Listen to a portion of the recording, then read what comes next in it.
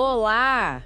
Que bom ter vocês conosco. Nós somos uma IA desenvolvida pelo site Ponto Geek. Curadoria de conteúdo humana por Gordo Geek. Eu sou o Eduardo. E eu sou a Jéssica. Bem-vindos à nossa análise de hoje.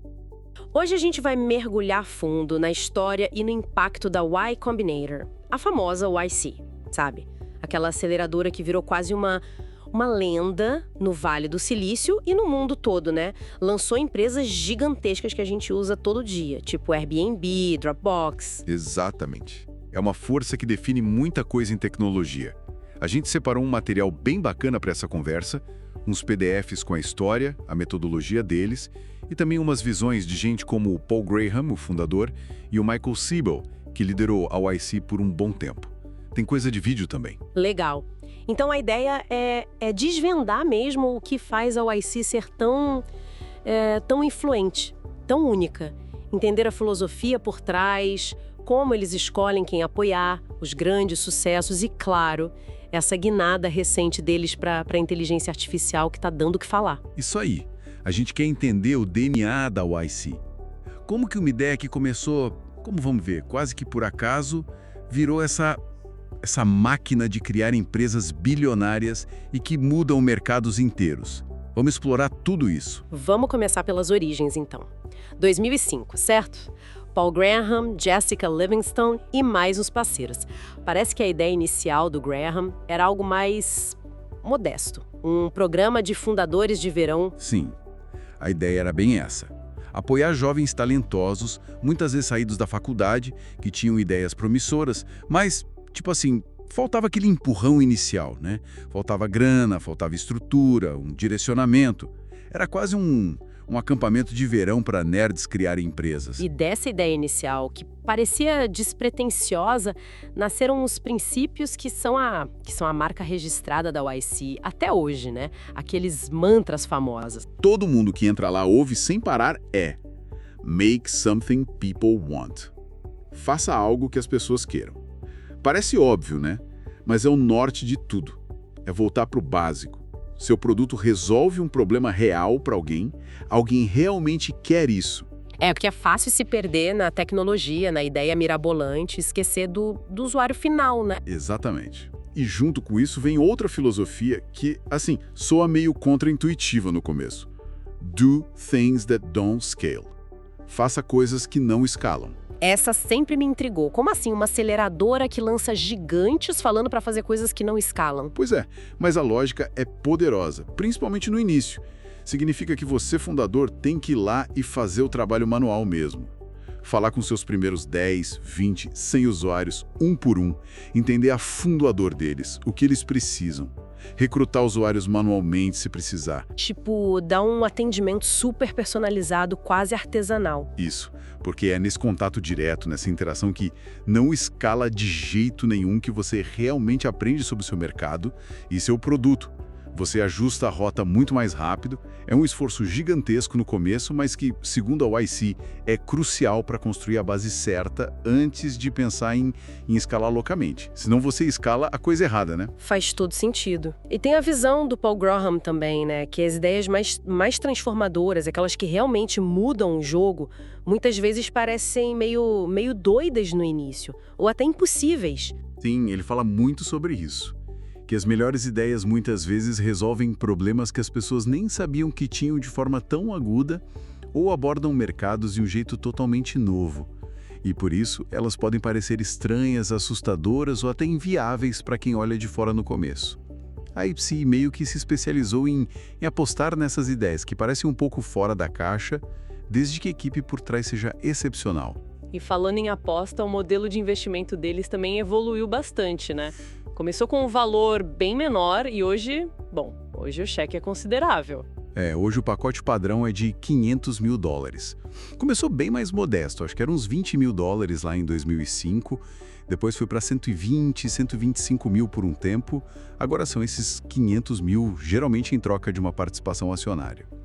É um valor que já dá um fôlego importante para a startup começar a operar e validar a ideia. Mas não é só o dinheiro, né? Acho que o grande valor agregado da YC vai muito além do cheque. Tem toda a rede de contatos, a mentoria e, claro, o famoso Demo Day. O Demo Day é o ápice do programa para muitas startups. É o dia em que elas se apresentam para uma plateia selecionada de investidores do mundo inteiro.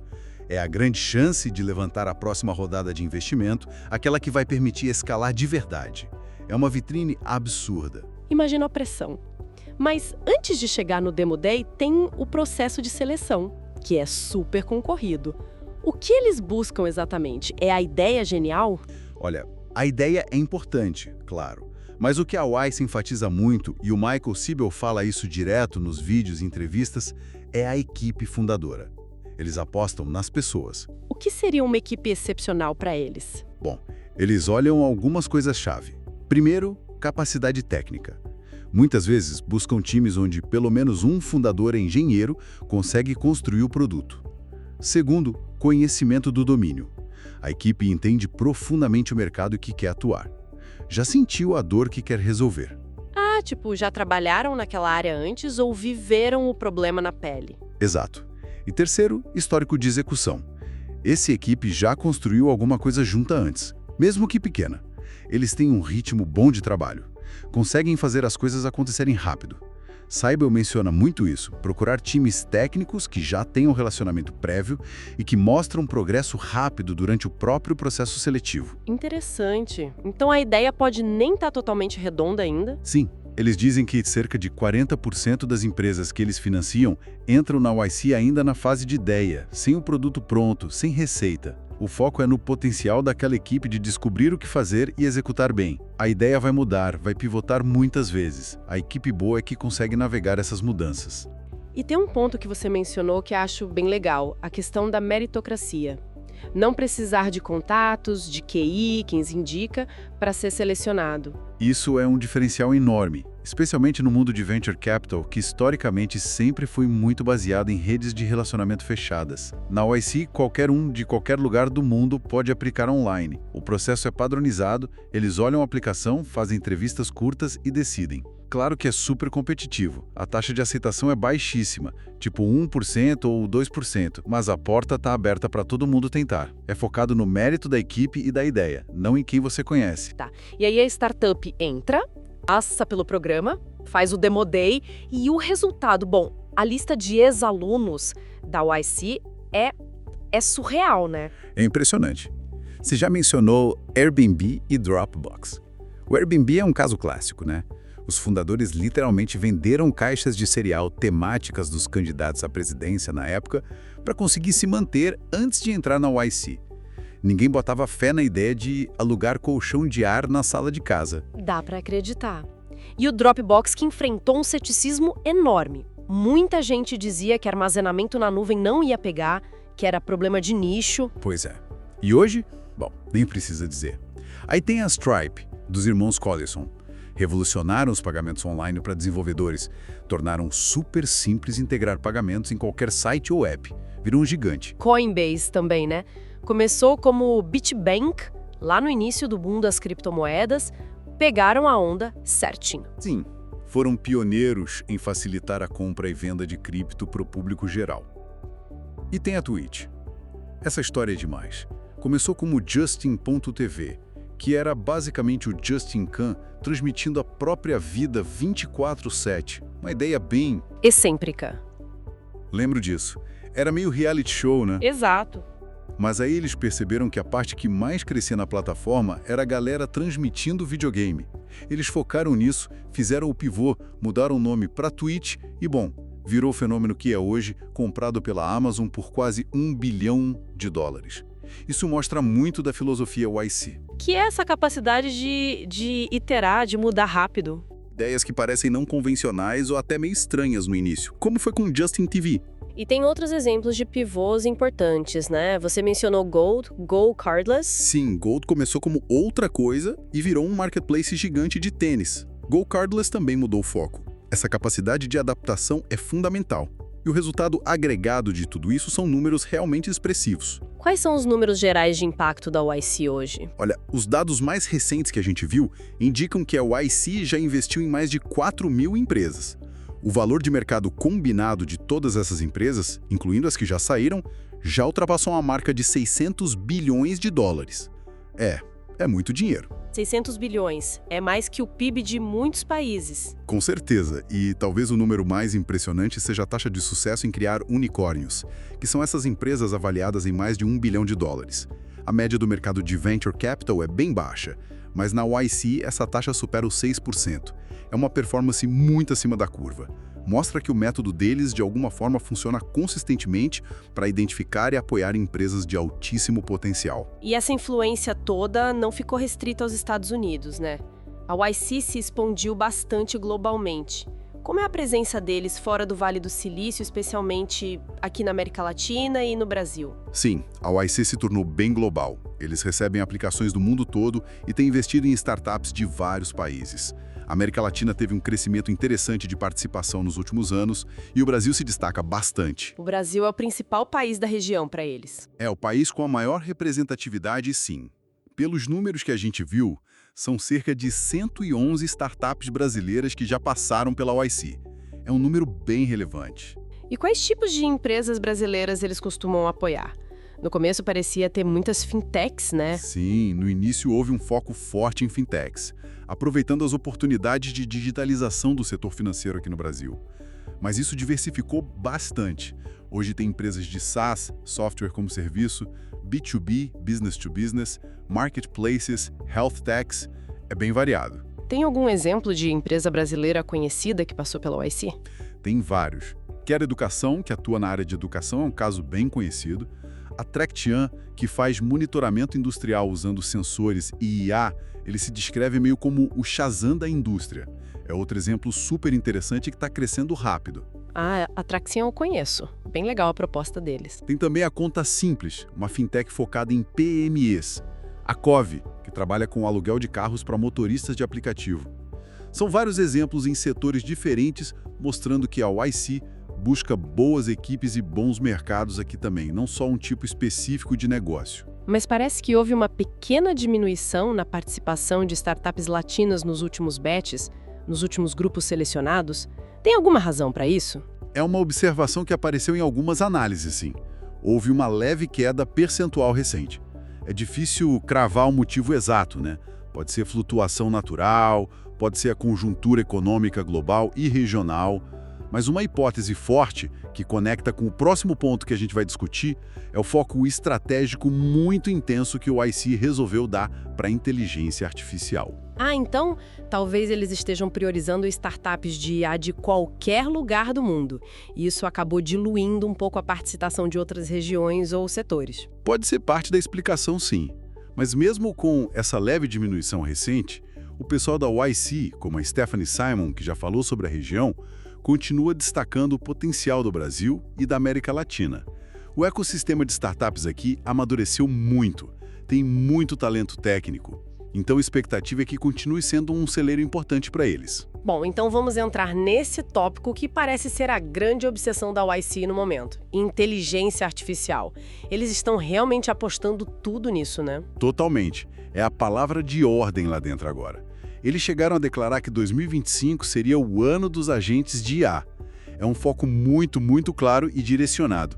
Praticamente todas as novas teses de investimento, as conversas, os conteúdos que eles produzem, giram em torno de IA. E estão surgindo uns conceitos novos ligados a isso, né? Eu vi mencionarem Full Stack AI.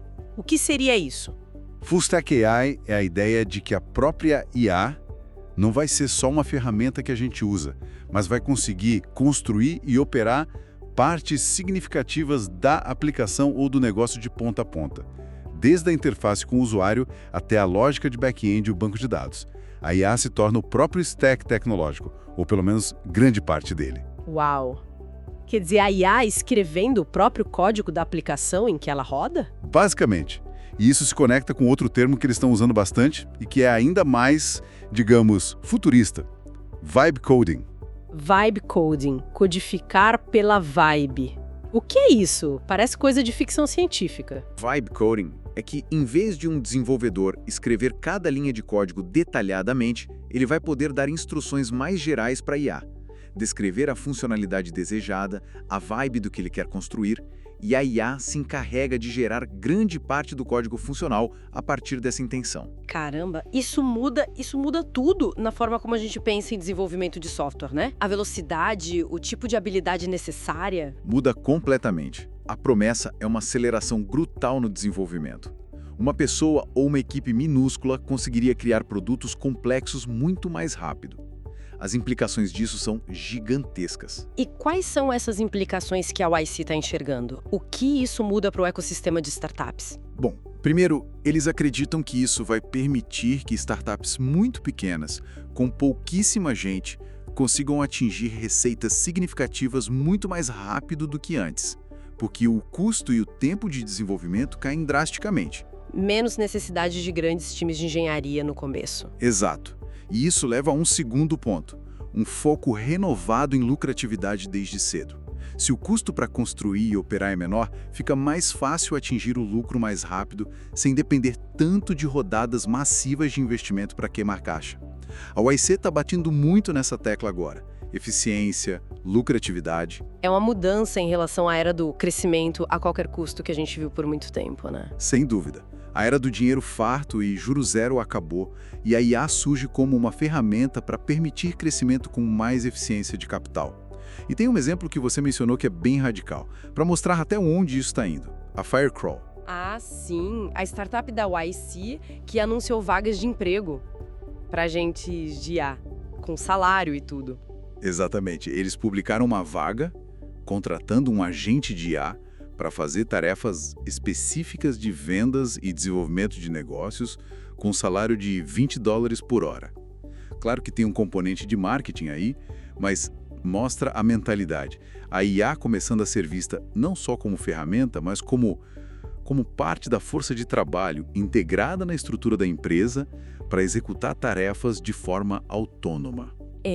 É fascinante e um pouco assustador ao mesmo tempo, né? Pensar em contratar um software. Com certeza. Mostra o quão rápido as coisas estão mudando e como a YC está na vanguarda empurrando esses limites do que é possível com IA nas suas startups.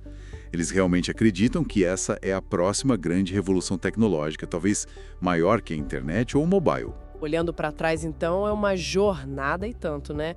De um programa de verão quase experimental lá em 2005, pensado para ajudar uns poucos jovens talentosos.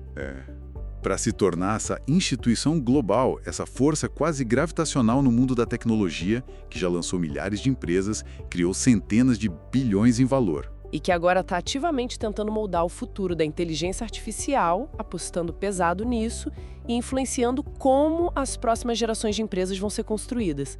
É realmente notável a trajetória. Sem dúvida. E essa aposta tão forte em IA, especialmente com ideias como vibe coding e agentes de IA assumindo tarefas, nos leva a uma reflexão interessante, né? Se a gente voltar para o mantra original da YC. O Make Something People Want. Exato. Como essa filosofia central se adapta num mundo onde a própria IA começa a construir ativamente partes das empresas, talvez até interpretando a vibe do que é necessário. Quem são os criadores nesse novo cenário? A IA pode querer ou entender o que as pessoas querem da mesma forma? É uma pergunta complexa? A ferramenta começa a ter um papel quase criativo, ou pelo menos interpretativo, muito forte. Pois é. E qual o papel da YC como essa bússola da inovação em guiar essa nova fronteira? Como equilibrar esse potencial incrível da IA para acelerar a criação e resolver problemas com as questões éticas e as complexidades que surgem quando a própria natureza da criação tecnológica começa a mudar, talvez deixando de ser exclusivamente humana em alguns aspectos? Fica aí uma questão profunda para a gente pensar, né? Como essa busca incessante por fazer algo que as pessoas queiram evolui quando as ferramentas para fazer isso se tornam tão inteligentes e autônomas. É o próximo grande desafio que a YC e todo o ecossistema de tecnologia vão ter que navegar. Com certeza. É um território novo e fascinante que está se abrindo. Esperamos que essa nossa discussão detalhada tenha sido útil e, claro, interessante para quem nos ouve. E se você gostou, não esquece.